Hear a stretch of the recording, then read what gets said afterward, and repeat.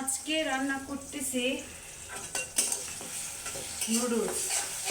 তো নুডলসের জন্য আমি এখানে পেঁয়াজ তারপরে টমেটো ভেজে নিচ্ছি। নুডলসের মধ্যে তো একটু তেল বেশি লাগে সেজন্য দিয়েছি। আর এখানে এখানে আমি নুডলসটা আর আলু কিউব সাইজ করে কেটে নিয়েছি, এই যে সিদ্ধ করে নিয়েছি আমি। এখন এটা একটু ভাজা ভাজা করে নিব, টমেটোগুলো যাতে একটু গলে যায়, তারপরে একটু অপেক্ষা করব। মোটামুটি আমার ভাজা হয়ে গেছে, আমি আর ভাজবো না। এখন আমি ডিম দিয়ে দিচ্ছি এখানে। আমি ডিম বেশি দিই না, আমি নুডলস রান্না করলে আমার ডিমটা আমার বেশি ভালো লাগে না। আমি তো পারি না যেন ডিম ছাড়াই রান্না করি, কিন্তু এখন ডিম ছাড়া তো আর নুডলস ভালো লাগবে না, সেজন্য বাধ্য হয়ে দিই আর কি। তো আমি একটা নুডলস দিয়ে একটা ডিম দিয়ে রান্না করব। আমি ডিমটা দিয়ে সাথে নুডলসটা দিয়ে দিব, এতে এতে নুডলসের সাথে মিক্স হয়ে যাবে ডিমটা। আর এমনিতে নুডলসটা দানা দানা থেকে যায়, তখন ভালো লাগে না, তখন আমার কাছে ভালো লাগে না।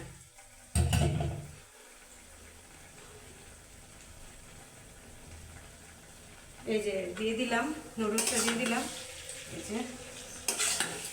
এই যে ডিমটা মিক্স হয়ে যাবে, একদম লেগে যাবে নুডলসের সাথে।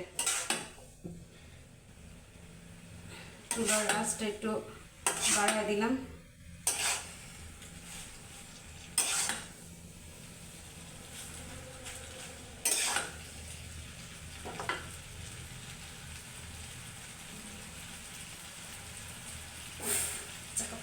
বাচ্চা কাচ্চা লইয়া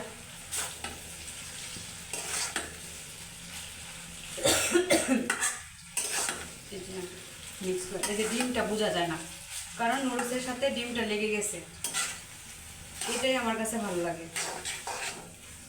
তো ভালো করে আমি মশলাটা সব কিছু আগে মিক্স করে নিচ্ছি।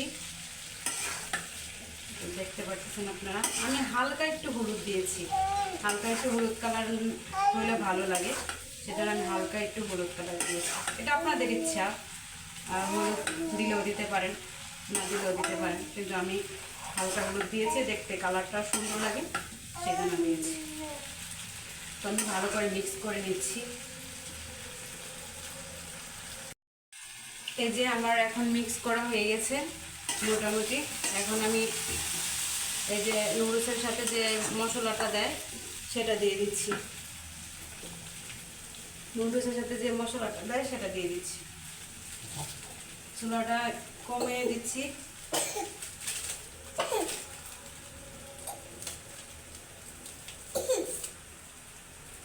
এই যে নুডলসের সাথে যে মশলাটা দেয় সেই মশলাটা দিয়ে দিচ্ছি।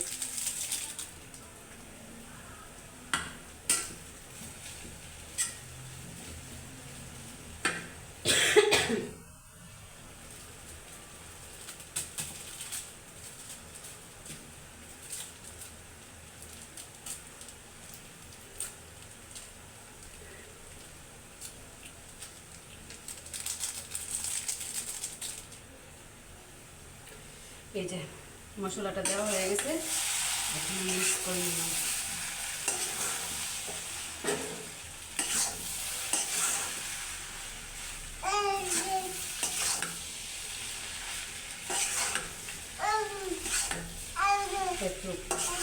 চুপ করো। মিক্স করা হয়ে গেছে, ভালোভাবে মিক্স করে নিচ্ছি। তো অনেকে ধনিয়া পাতা খায় আর আবার অনেকে খায় না, তো আমি তো ধনিয়া পাতা খাই, সেজন্য এই যে ধনিয়া পাতা কেটে নিয়েছি, এবং ধনিয়া পাতাটা দিয়ে দিচ্ছি।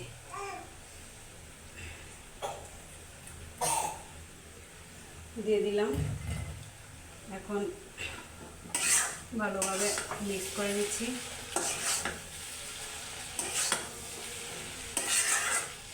ধনিয়া পাতাটা সিদ্ধ হওয়ার জন্য অপেক্ষা করতেছি, তারপরে নামিয়ে ফেলবো।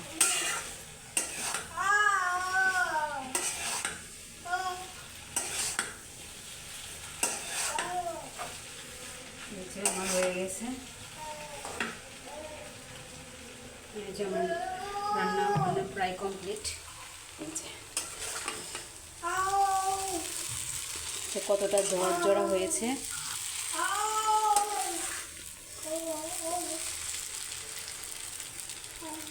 আজকের মতো এখানে বিদায়। আল্লাহ হাফেজ।